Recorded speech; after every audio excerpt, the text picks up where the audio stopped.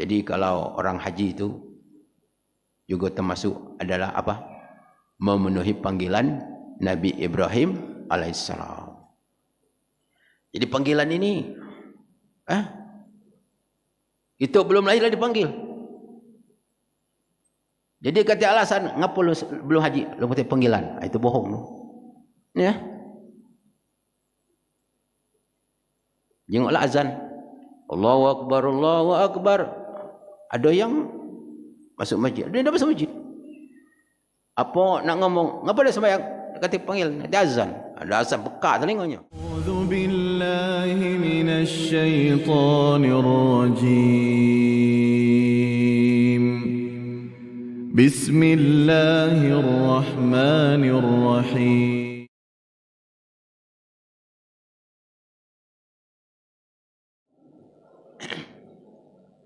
Bismillahirrahmanirrahim. Assalamualaikum warahmatullahi wabarakatuh. Alhamdulillahirabbil alamin wal aqibatu lil muttaqin wal hadi ila siratal mustaqim. Allahumma shalli wa sallim ala Muhammadin sallallahu alaihi wasallam wa ala alihi washabihi ajmain. Subhanaka la ilma lana illa ma 'allamtana. Rabbi zidna ilma warzuqna fahma. Rabbi shrah li sadri wa yassir li amri wahlul 'uqdatam min lisani yafqahul qawli. Wala haula wala quwwata illa billahil aliyyil azim. Amma ba'du. Bapak-bapak dan ibu-ibu jamaah salat maghrib rahimakumullah. Alhamdulillah, marilah kita senantiasa memanjatkan puji dan syukur kita kehadirat Allah Subhanahu wa taala atas segala limpahan rahmat dan nikmat-Nya, kebaikan, kemudahan yang Allah tidak pernah putus mencurahkan kepada kita semua. Kita masih dalam keadaan iman dan Islam, masih dalam keadaan sehat walafiat, masih dalam keadaan menjalankan ketaatan kepada Allah Subhanahu wa taala. Selawat serta salam mudah-mudahan Allah selalu melimpahkannya kepada Rasul pilihan Nabi kita Muhammadin sallallahu alaihi wasallam. Semoga Allah mempertemukan kita dan mendapatkan syafaat dari Nabi Muhammad sallallahu alaihi wasallam di akhirat nanti. Amin ya rabbal alamin. Bapak Ibu jamaah rahimakumullah, kajian tauhid kita pada hari ini adalah tentang ada kaitannya dengan haji. Jadi tauhid yang dikaitkan dengan haji, yang dikaitkan dengan tauhid dan kedudukan Nabi Ibrahim alaihissalam sebagai bapa tauhid.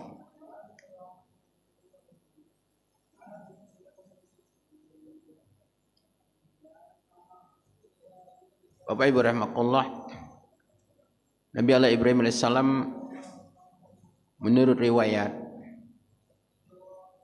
itu dilahirkan di Babilonia. Babilonia itu adalah kalau sekarang namanya Irak. Kemudian dia berpindah-pindah masa remajanya. Pindah ke Kan'an, pindah ke Suriah, pindah ke Syam, pindah ke Baitul Maqdis. Dan pada waktu itu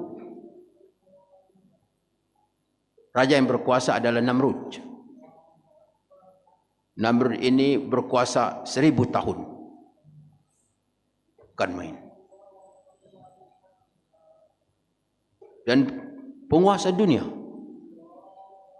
Penguasa dunia. Dan pada suatu ketika Namrud bermimpi. Mimpinya melihat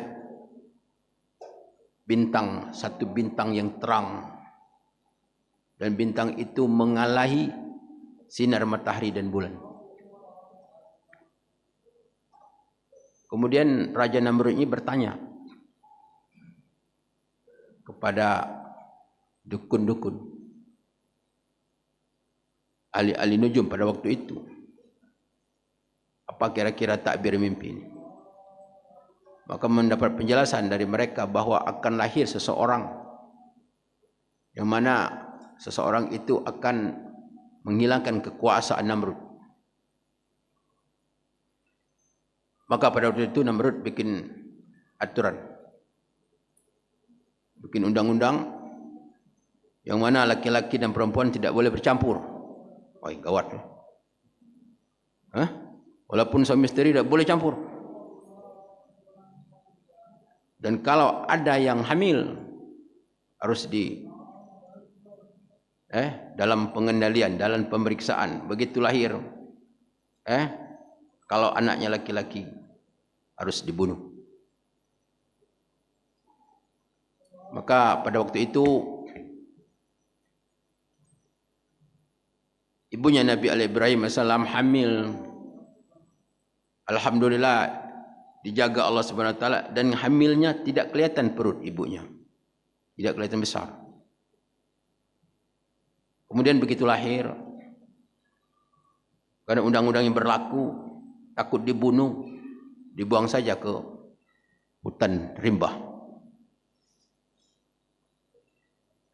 Kemudian dilepas di situ di sebuah gua, ya biarlah binatang buas yang makannya. Kemudian secara iseng-iseng orang tuanya, keluarganya mungkin mau melihat, diperkirakan sudah tidak ada lagi. Tetapi kekuasaan Allah Subhanahu Wa Taala, Ibrahim tumbuh dengan sehat, segar bugar. Dan ini tidak tidak dikasih tahu sama orang lain. Berita ini sampai kepada raja. Kemudian dari bulan ke tahun dia bisa berkembang dengan baik. Pada waktu itu dia bertanya kepada orang tuanya, siapa yang menciptakan alam semesta ini? Tidak ada yang tahu. Jadi masalah Allah, masalah Tuhan betul-betul pada waktu itu tidak tahu sama sekali. Manusia di seluruh dunia, karena mereka hanya bertuhan kepada matahari, kepada bintang-bintang mereka. Ada penyembah bintang-bintang di seluruh dunia pada waktu itu. Bapak Ibu rahimakumullah, sehingga Nabi Allah Ibrahim setelah dewasa, dia diangkat Allah Subhanahu Wa Taala menjadi Rasul. Kemudian Nabi Allah Ibrahim setelah berkeluarga, kemudian Nabi Allah Ibrahim dipindahkan Allah Subhanahu Wa Taala, yaitu ke Mekah. Ini diceritakan, dijelaskan Allah Subhanahu Wa Taala di dalam surah Al-Hajj, mulai dari ayat 26. A'udzubillahi minasyaitonirrajim. Wa iz bawa'na li Ibrahim makanal bait alla tusyrik bi syai'an wa tahhir baiti lit-ta'ifin wal qa'imin wa ruk'is sujud. Dan ingatlah ketika kami menempatkan Ibrahim makanal bait, yaitu di tempat Baitullah. Jadi di Baitullah, rumah Allah, Ka'bah. Jadi Ka'bah ini sudah ada sejak Nabi Adam AS. Tetapi bahwa orang yang pertama kali yang membuat Ka'bah itu, membuat bangunan untuk meletakkan Ka'bah itu di atas bangunan, hanya Nabi Allah Ibrahim AS yang pertama kali. Sebagaimana di dalam surat Al-Baqarah Allah jelaskan, wa iz yarfa'u Ibrahimul qawa'ida minal baiti wa Ismail Rabbana taqabbal minna innaka antas samiul alim. Ingatlah ketika Ibrahim dan Ismail mengangkat pondasi-pondasi Ka'bah. Wa yarfa'u Ibrahim qawa'ida minal baiti wa Ismail Rabbana taqabbal minna. Telah dibikin Ka'bah itu, Kemudian mereka angkat Hajar Aswad itu, karena Hajar Aswad itu adalah batu dari sorga. Batu dari sorga. Warnanya putih seperti madu, seperti susu. Dan hitamnya itu dikatakan Hajar Aswad itu karena dosa-dosanya manusia. Menjadi hitam warnanya. Kemudian setelah itu Nabi Allah Ibrahim berdoa kepada Allah, Rabbana taqabbal minnah, ya Allah, terimalah amal kami. Jadi Nabi Allah Ibrahim berdoa kepada Allah. Jadi yang meletakkan dasar Baitullah itu adalah Nabi Ibrahim AS. Dan itulah merupakan rumah ibadah atau masjid yang pertama kali di muka bumi ini.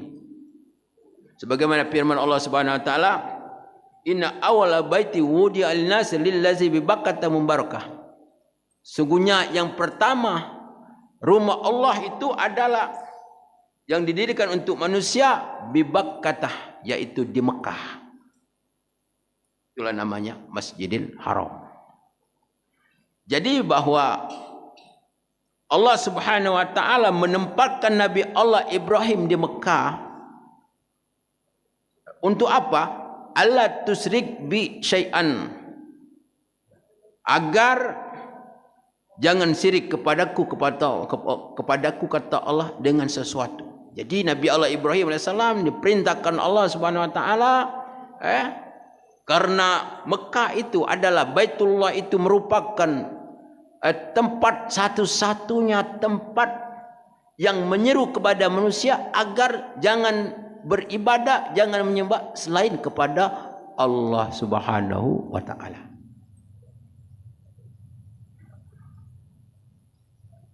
Wa yutahhir baiti, untuk mensucikan rumahku kata Allah daripada perbuatan-perbuatan syirik.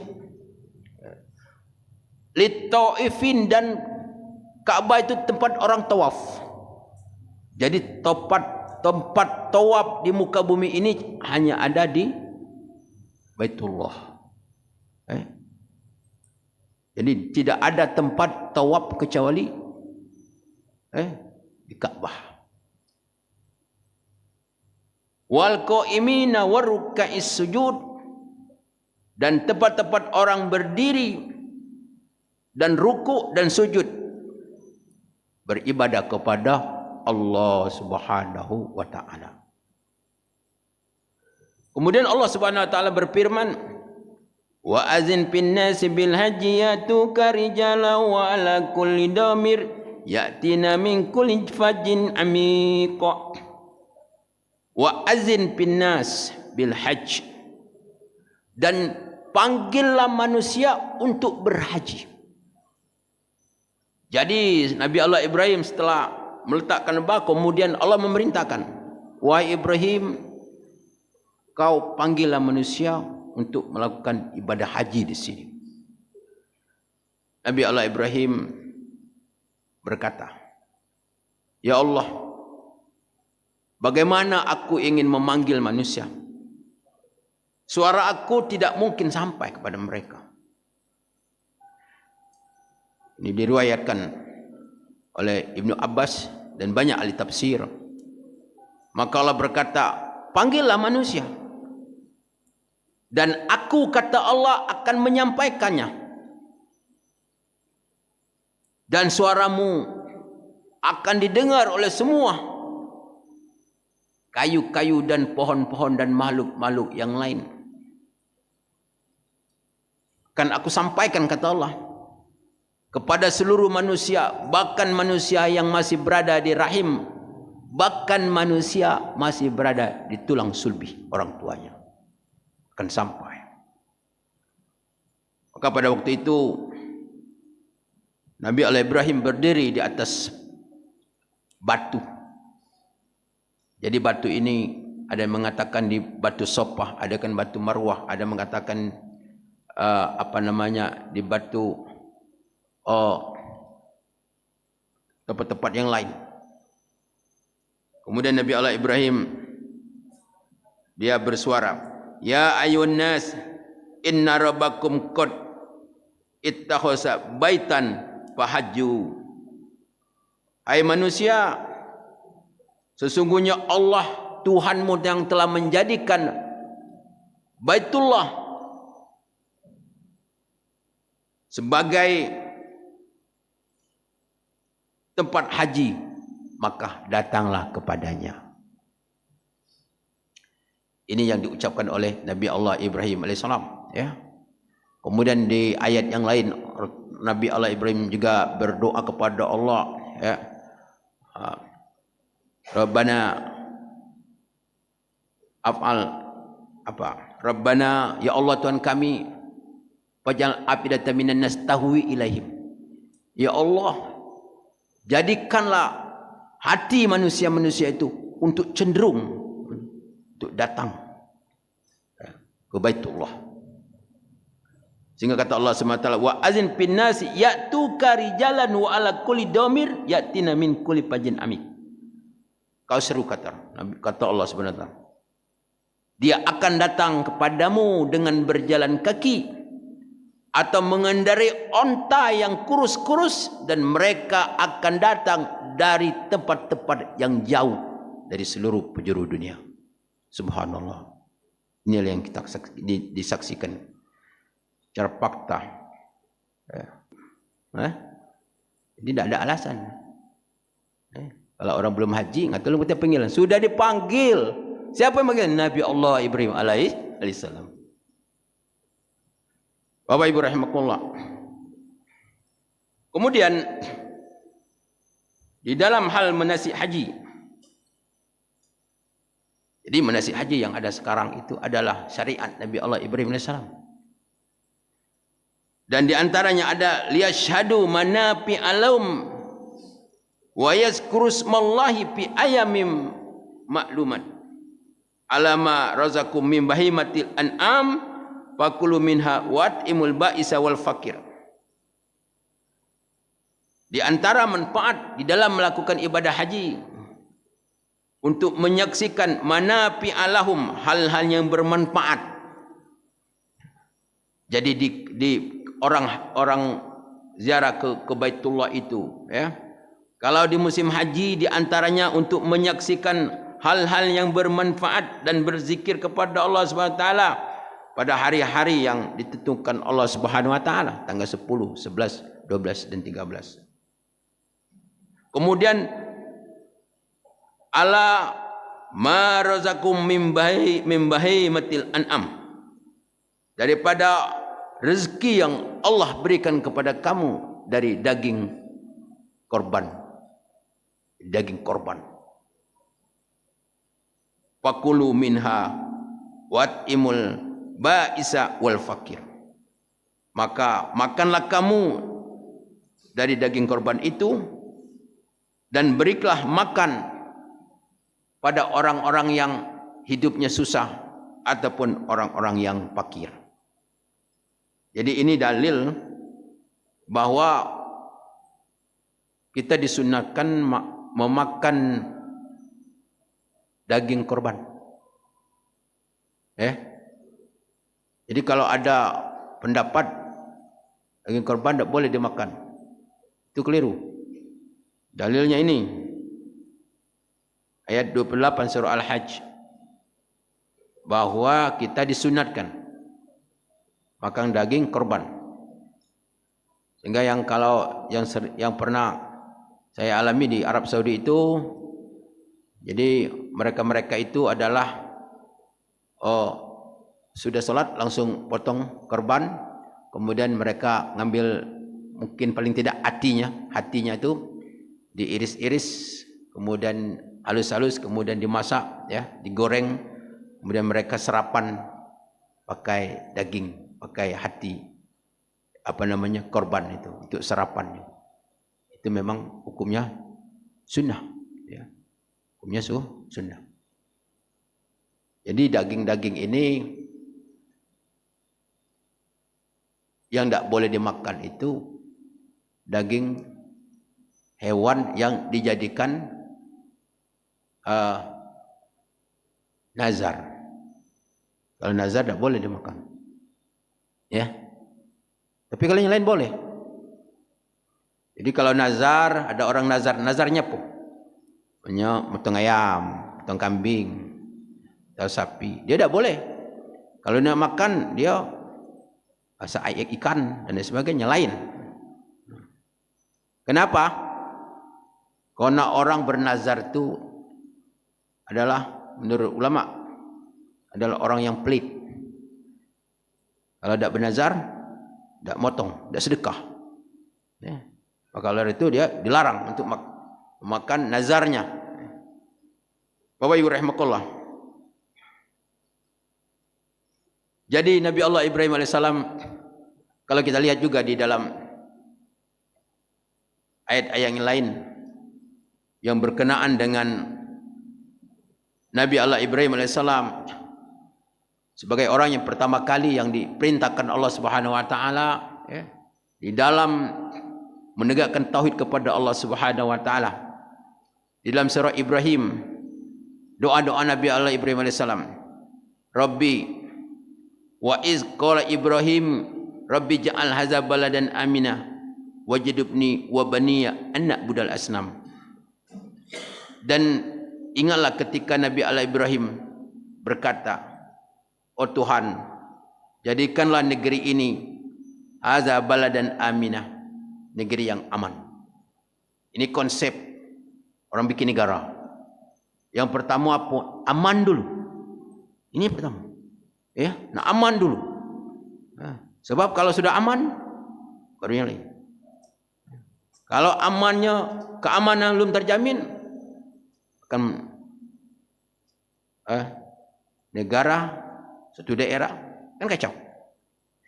Jadi yang dia bangun adalah keamanan dulu. Amana wajnubni wa baniya anak budal asnam.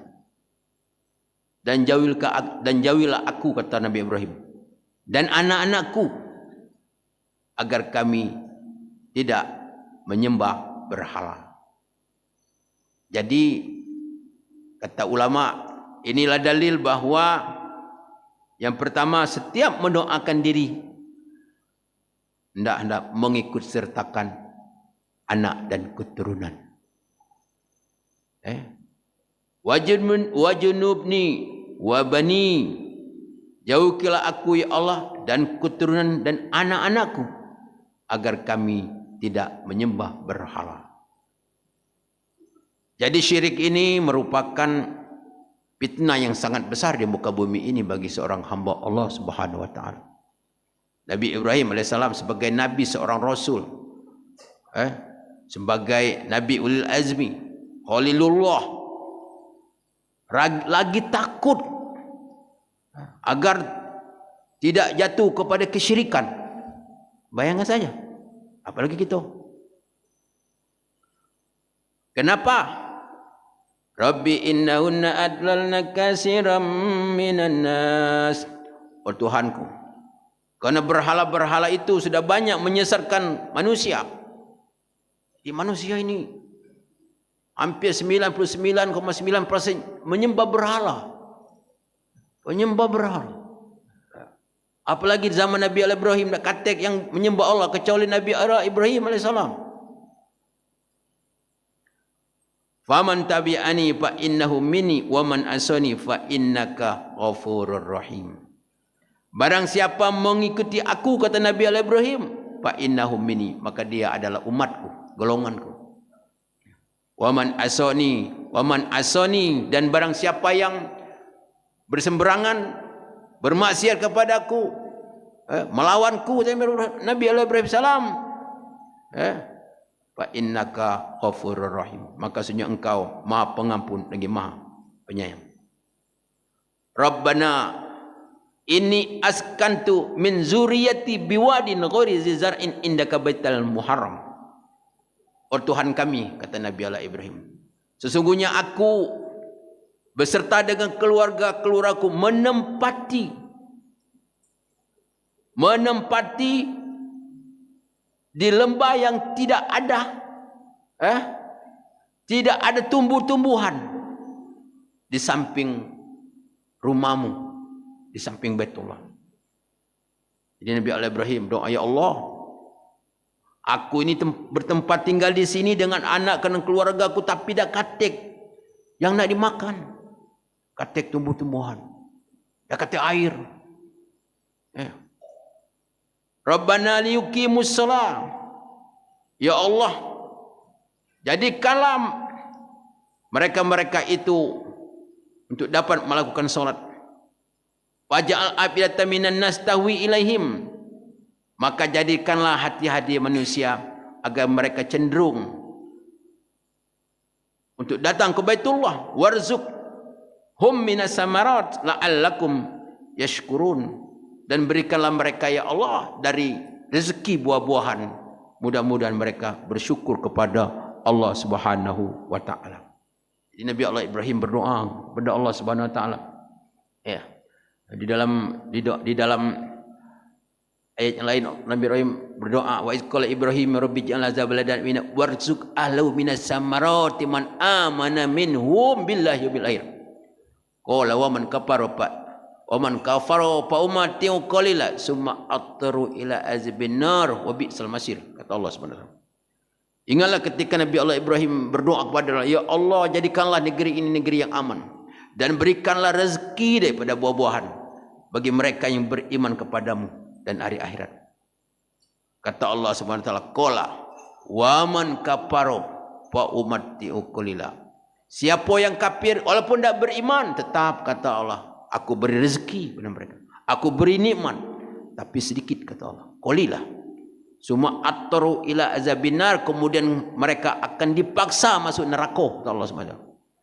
Wa bi'sal masir, dan itulah tempat sejahat-jahat tempat kembali. Jadi Nabi Allah Ibrahim AS berdoa. Berdoa kepada Allah secara akal. Dari mana dapat buah-buahan? Dari mana dapat buahan? Mekah. Batu. Tanah sama sama batu. Keras, minta ampun. Tetapi Allah Subhanahu wa taala mengabulkan doa Nabi Allah Ibrahim AS, sehingga kalau kita pergi ke Mekah, segala buah ada di situ. Buah-buah yang ada di seluruh dunia ada kalau di situ. Ini merupakan salah satu doa Nabi Allah Ibrahim alaihissalam. Bapak Ibu rahimakumullah. Kemudian Nabi Allah Ibrahim berdoa kepada Allah Subhanahu wa taala, Rabbana innaka ta'lamu ma tukhfi wa ma tu'lin wa ma yafa'alallahu min syai' fil ardi wala fis sama'. Oh Tuhan kami, kata Nabi Allah Ibrahim, sesungguhnya Engkau adalah Maha mengetahui apa yang tersembunyi dan apa yang nyata. Wa ma yafa'alallahu min syai' fil ardi wala fis sama'. Dan semua adalah nampak di sisi Allah Subhanahu wa taala apa yang ada di langit dan apa yang ada di bumi. Jadi Allah Subhanahu wa taala tidak ada yang tersembunyi di dalam pandangan Allah Subhanahu wa taala dengan ilmunya Allah Subhanahu wa taala. Kemudian Nabi Allah Ibrahim juga berdoa, alhamdulillahillazi wahabali alal kibari Ismail wa Ishaq innaka rabbi lasami'u du'a. Alhamdulillah, kata Nabi Allah Ibrahim, Allah, kau telah memberikan aku Ismail dan Ishak dalam keadaan umurku yang sudah tua. Di Nabi Allah Ibrahim sudah tua, sudah umur 80 tahun, baru mendapatkan anak, dikurniakan anak oleh Allah Subhanahu wa taala. Kemudian Nabi Allah berdoa, Rabbi ja'alni muqimas shalah wa min zuriyati. Oh Tuhan kami, jadikanlah aku dan keturunan-keturunanku untuk selalu mendirikan solat. Ini doa. Agar dirinya, agar anak-anak menjadi ahli solat. Ahli sujud kepada Allah Subhanahu wa ta'ala. Rabbana wa taqabbal du'a. Oh Tuhan kami, dan terimalah doa kami. Bapak Ibu rahimakumullah, inilah doa Nabi Ibrahim alaihissalam yang Nabi Allah Ibrahim alaihissalam panjatkan.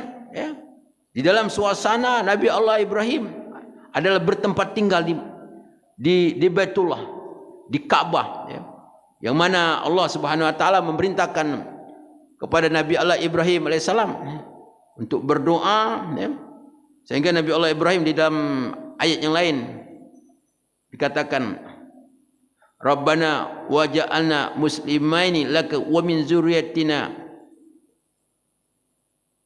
Rabbana waj'al muslimin qurrata ain.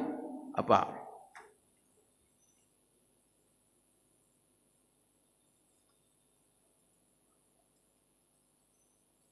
Rabbana waj'alna muslimani laka wa min zurriyyatina ummatan muslimatan lak wa arina manasikana wa tub alaina innaka antat tawwabur rahim. Ya Allah, jadikanlah kami keduanya yang tunduk dan patuh, dan keturunan kami menjadi umat yang tunduk dan patuh kepadamu. Nabi Allah berdoa kepada Allah agar dirinya dan keturunannya, anaknya Ismail itu menjadi dua manusia yang selalu berserah diri kepada Allah Subhanahu wa taala. Ini doa Nabi Allah Ibrahim SAW. Wa arina manasikana wa tub alaina. Ya Allah, ajarilah kepada kami bagaimana cara manasik haji. Wa arina manasikana wa tub alaina, dan terimalah tobat kami. Jadi manasik haji yang dilakukan oleh umat Nabi Muhammad SAW, tidak kurang tidak lebih, itu semuanya adalah manasik yang diajarkan Allah Subhanahu wa taala kepada Nabi Ibrahim alaihissalam.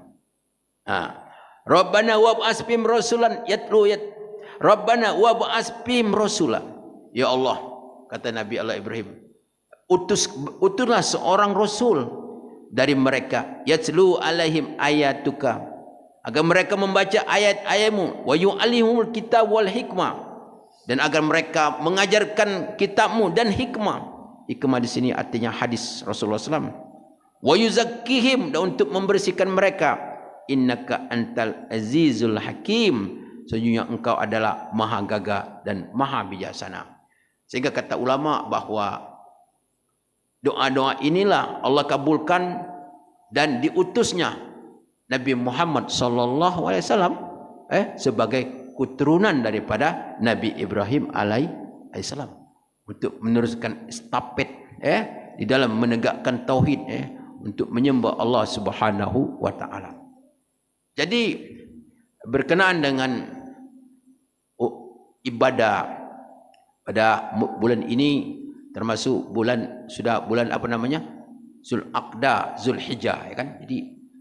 Jadi bulan haji itu bulan Syawal, Zulqa'dah, Zulhijjah. Jadi 3 bulan ini namanya sudah bulan haji. Yang mana orang-orang yang ingin melakukan ibadah haji, mereka sudah berdatangan kedua kota suci Mekah. Baik kota Mekah maupun kedua kota suci, baik kota Mekah maupun kota Madinah. Jadi ini semuanya adalah di dalam hal ibadah haji ini yang merupakan rukun Islam yang kelima, adalah merupakan ibadah Nabi Allah Ibrahim AS. Jadi syariat Nabi Allah Ibrahim.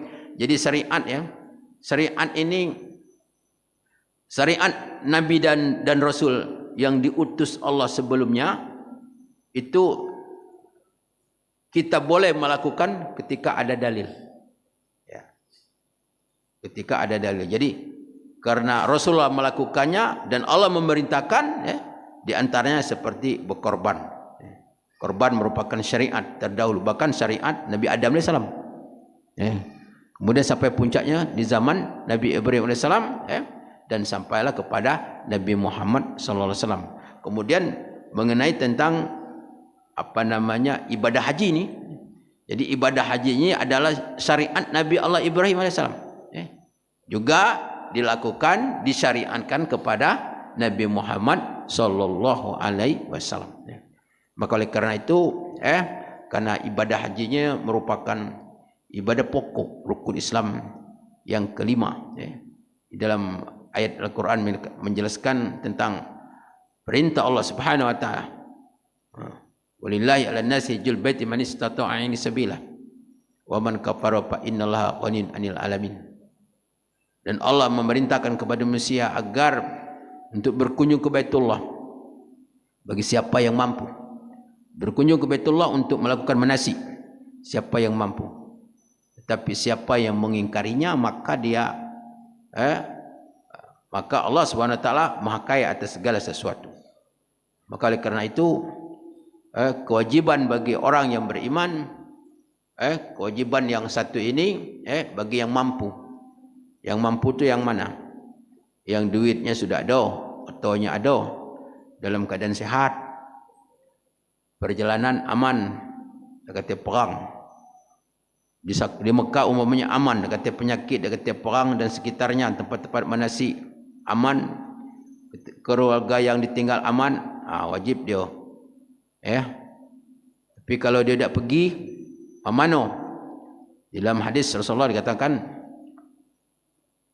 man malakan zadan wa rahilatan yuballigh ilal baitillah falam yuhaj fala ali ayyamutu yahudi aw nasrani. Siapa yang sudah punya bekal, syarat-syarat tadilah ada kalau, tapi dia dah haji, maka kata Rasulullah SAW, duit ada, badan sihat, aman, dah haji dengan alasan anu. Kono kredit rumah belum selesai, mobil belum selesai dan sebagainya. Kata Rasulullah SAW, semoga dia mati, tidak mati seperti orang Yahudi dan orang Nasrani, mati dalam keadaan kafir. Mati tidak membawa iman kepada Allah, walaupun sudah solat, walaupun sudah puasa, walaupun sudah zakat. Kenapa? Kerana mengingkari daripada syariat rukun Islam yang kelima tadi, yaitu melakukan ibadah haji. Ini. Tapi memang ibadah haji ini memang berat, syarat-syaratnya berat. Maka oleh kerana itu Allah Subhanahu Wa Taala mewajibkan ibadah hajinya sekali dalam seumur hidup, kan? Sekali dalam seumur. Tapi manis tato, bagi siapa yang mampu. Tidak mampu, tak perlu nak hutang-hutang.